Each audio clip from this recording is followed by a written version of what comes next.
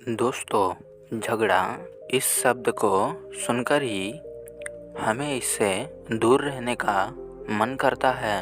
लेकिन आखिर उस वक्त ऐसा क्या हो जाता है कि हम इस झगड़े जैसे घातक शब्द से जुड़ जाते हैं। यह हमें पता भी है कि झगड़ा यानी दो पक्षों में होने वाला आपसी विवाद। हमें यह भी पता है कि इस झगड़े से हमारा और सामने वाले दोनों का नुकसान ही होगा। इतना सब कुछ जानते हुए भी हम तू मैं के चक्कर में पड़ जाते हैं।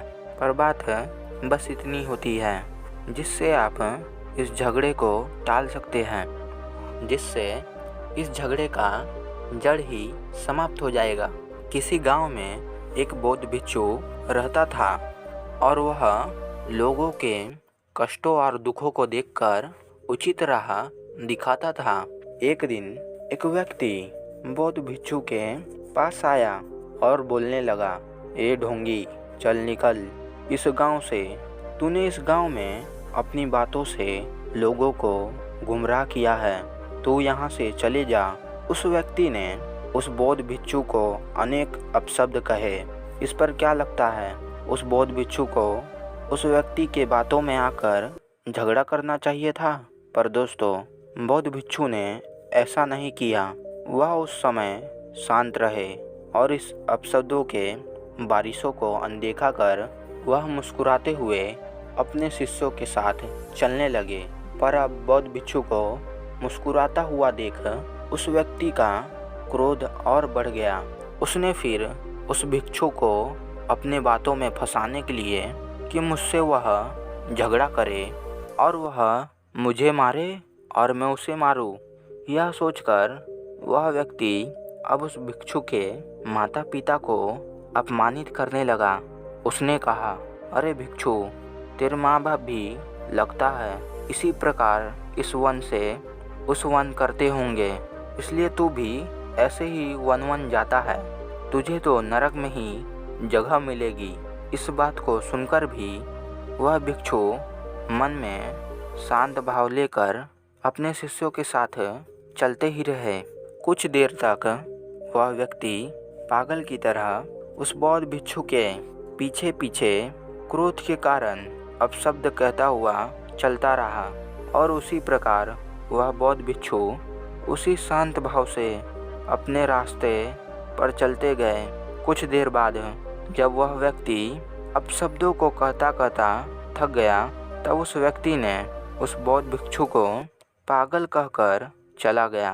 फिर उस बौद्ध भिक्षु से उसके एक शिष्य ने कहा, गुरुदेव, आपने भला उस दुष्ट व्यक्ति के गंदे बातों का जवाब क्यों नहीं दिया? आप उसे मारने के बदले मुस्कुराते ही रहे। अगर मैं होता तो उसे ऐसे ही नहीं जाने देता, उसकी जीभ काट देता, लेकिन आपने उसे जाने दिया। क्या आपको उसके इस बर्ताव से कुछ नहीं हुआ?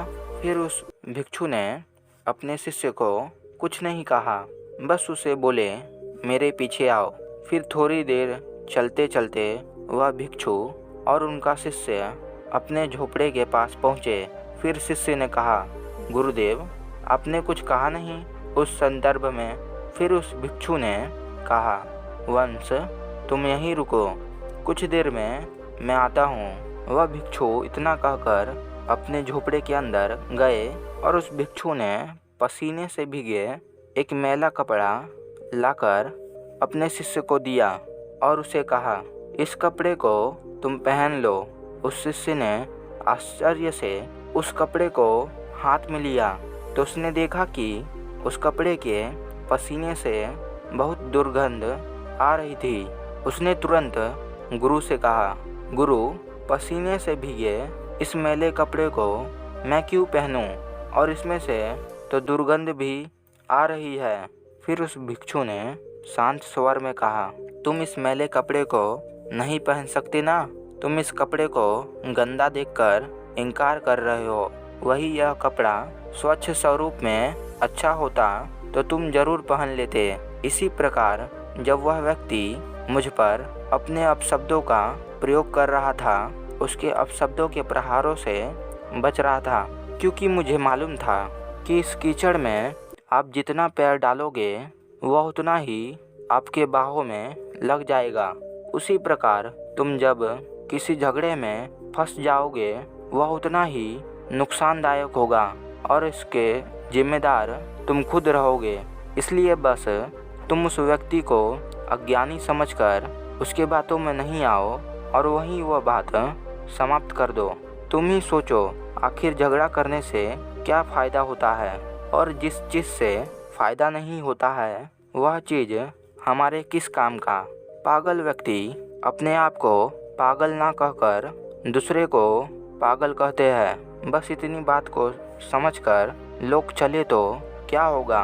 फिर वह बौद्ध भिक्षु उस शिष्य से कहते हैं, क्या तुम्हें नहीं लगता कि हम अपने झगड़ों का कारण खुद ही होते हैं, क्योंकि जब तक हम सामने वाले को कुछ प्रतिक्रिया नहीं देंगे तब तक कुछ होगा ही नहीं। यह झगड़ा होना या ना होना अपने हाथ में है, और जो इसे नियंत्रण करना सीख ले उसके जीवन में कोई दुख नहीं, कोई दर्द नहीं, वह अपने आप में ही आनंद का जीवन जीता है।